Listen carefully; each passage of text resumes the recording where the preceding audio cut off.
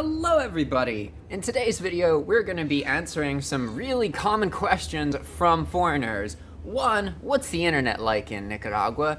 2. What's cell phone reception like in Nicaragua? 3. How do you access money? And 4. What's the cryptocurrency situation? It's important that you understand the distinction between urban Nicaragua, like Managua, Leon, Esteli, any of these bigger cities. If you're close to a city, you don't really need to worry about these things. Honestly, you just don't. You're gonna be able to find internet, you're gonna have cell phone signal. Rural areas, the situation does change. So keep in mind that what I'm about to tell you is from the perspective of somebody who lives in the capital. I live in the city, okay? I don't live in rural Nicaragua. That being said, let's first talk about internet. So people will always say that the internet is unreliable. In my experience, it's not that the internet is unreliable, it's that access to electricity is unreliable. Sometimes the internet's just slow, but honestly, I had those same problems in the United States. I had plenty of times where I was supposed to have a 30 megabit. The unreliability in internet comes from the power going out, not so much from the internet itself. If you're a person who works online, you might be like, oh no, Jack, I need constant internet connection. And that is possible here, but you need to factor in redundancy. 1, you need to have some kind of cable internet set up, right? Main thing to keep in mind is this cannot be in the name of a foreigner. It has to be in the name of a local Nicaraguan person. And it can literally be in the name of some random person who doesn't even live with you. That's fine. They don't need to own the land. For Nicaraguan people, internet's quite expensive. By US standards, it's basically the same price. Like, I pay $50 a month and I get a 30 megabit connection. I am fine off of a 30 megabit connection. I have problems when the power goes out, but I'll explain how you can work around that in a second. Most of the time, people think they need more than they actually do. And one of the beautiful things about living here in Nicaragua is it really shows you how little you actually need. What you'll need is backup power supply. These are pretty cheap, honestly. 30 or 40 bucks and it'll last like an hour, something like that. And that alone is very helpful because the power goes out for 2 or 3 seconds and then comes back on. Then your internet will go down for like 5 minutes, right? But if you have a battery backup, then your internet won't go down until that battery backup runs out. The better UPS you buy, the longer it will last without power. Managua, if you live in a semi-average or above neighborhood, the power doesn't go out for that long very frequently, unless they're working on the power grid. And if they're working on the power grid, then the power will go out from 9 a.m. until 2 p.m. almost on the dot exactly. So if you ever see the power go out exactly at 9 o'clock, it probably means you're not going to have power until 2. So that's something you have to keep in mind. The next step of redundancy is to have a cell phone. And one thing I really encourage foreigners to do is just get a Nicaraguan SIM card. It costs like 50 cents. It's easy. And you will have service in a lot of different places. In Nicaragua, there's Claro and Tigo.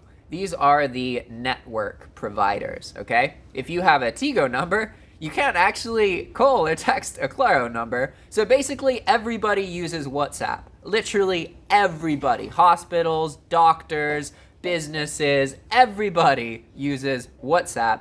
As far as cell phone plans go, here it's way cheaper than it is in the United States.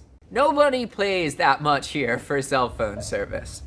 What people do is they download these little, they're called mega packs or super packs, and you pay like 20 Cordoba or 80 Cordoba, and you get X amount of data for 2 days or 5 days or whatever.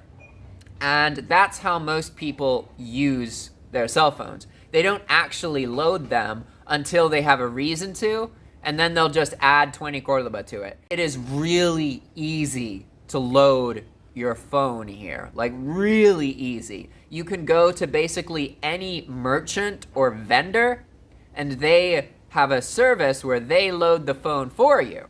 So you can literally just go into the street with 30 Cordoba, find a stall that has a little Tigo icon, and there's lots of them. And one thing I really encourage foreigners to do is just get a Nicaraguan SIM card. It costs like 50 cents. It's easy. You can just do what a local does, pay barely anything, and have connection and have internet. This is like 4G LTE connection in a lot of cases. So you don't need to be that worried about it, okay? And if you're worried about whether your phone works or doesn't work, if you can just put a SIM card in it or not, if your phone is unlocked, then it's probably going to work here if you just replace your SIM card with another one. It's that simple. If your phone is carrier locked, which is pretty uncommon nowadays, then that probably won't be the case. But as far as cell phone service goes, if you're in the city, you probably have connection. It's not like all of Nicaragua is just some dead zone with no cell phone service. A lot of foreigners think that, and it is not true. If you're in a very rural or remote area, then you may have some problems with connectivity. Even if your power goes out and your battery runs out, as long as you have a charged cell phone, you can use that cell phone's LTE connection to connect on your laptop or whatever. I've worked entirely online the whole time I've been here. I've never gotten that screwed by it. Now let's move on to money. They use dollars here. You can pay for anything, anywhere with US dollars. You can just go to any ATM in Nicaragua and withdraw US dollars. People here generally like dollars more than Cordoba because the dollar doesn't inflate as fast as the Cordoba. Most of the ATMs here are Visa. So if you have a MasterCard and you're in a rural area, it is possible that you will not be able to find a MasterCard ATM. Generally better to use a Visa card here. If you're used to paying for things with $20 bills, people here won't have enough change for you. In general, you pay in dollar, you get Cordoba in change. Say that you want to buy something that costs 100 Cordoba, and you have a $20 bill. $20 is around 700 Cordoba.